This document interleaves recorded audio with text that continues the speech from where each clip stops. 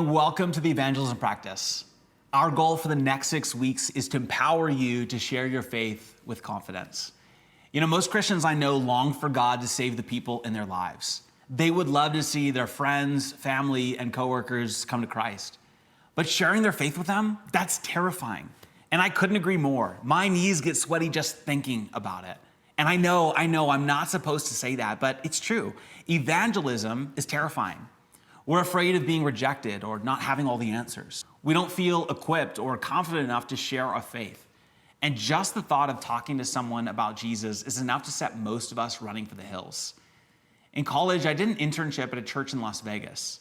Myself and a group of college students spent the summer doing evangelism, and I'll never forget my first experience. After being dropped off in the neighborhood, we had a few hours to knock on as many doors as possible. And I was sweating.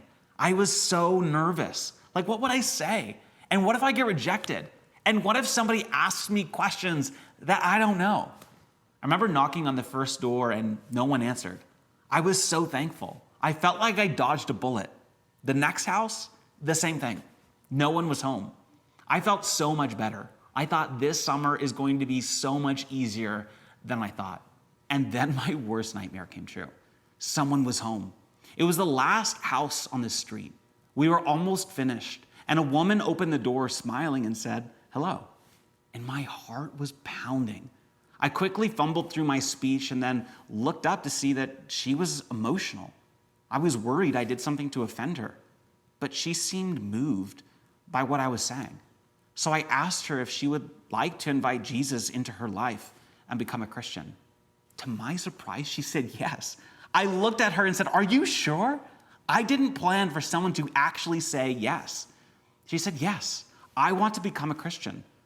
So I prayed with her and led her to Christ. It was a moment I'll never forget. I ran back to the van with so much joy and excitement. I felt like I was alive. I felt like I was living the book of Acts, like this whole thing was real, like so real. It was like I was living my Christian life in color for the very first time. And in that moment, I realized that it wasn't my eloquence or personality or even boldness that led this woman to Jesus. It was the power of the gospel. This is what Paul meant when he said, "I am not ashamed of the gospel," because it is the power of God that brings salvation. That day, I realized that anyone can share their faith because it's not about their ability, but the gospel's power. Oftentimes we think that the last people God could use in evangelism is us. We think, I'm not bold enough.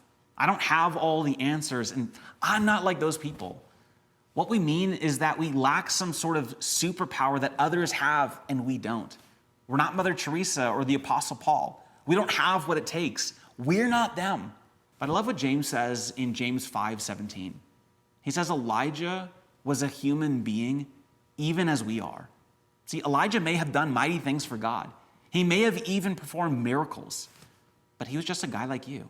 See, we can fall into the trap of thinking, I'll never be able to be a witness like Paul or Billy Graham or whoever.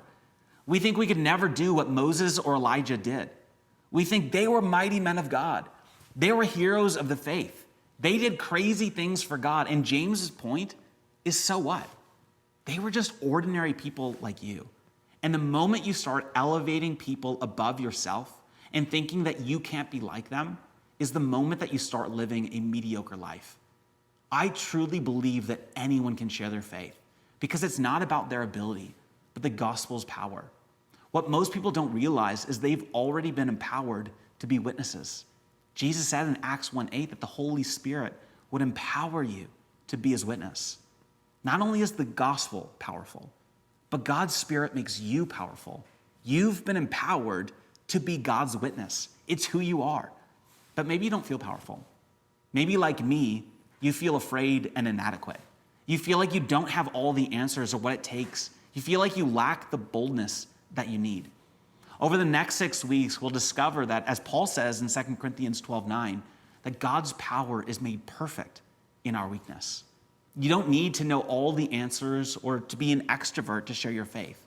You just need to remember these 3 things. Number 1, the gospel is the power of God for salvation. Number 2, the Holy Spirit has empowered you to be a witness. And number 3, God's strength is made perfect in your weakness. Over the next 6 weeks, my hope is that you will be empowered to share your faith with confidence and become a confident witness.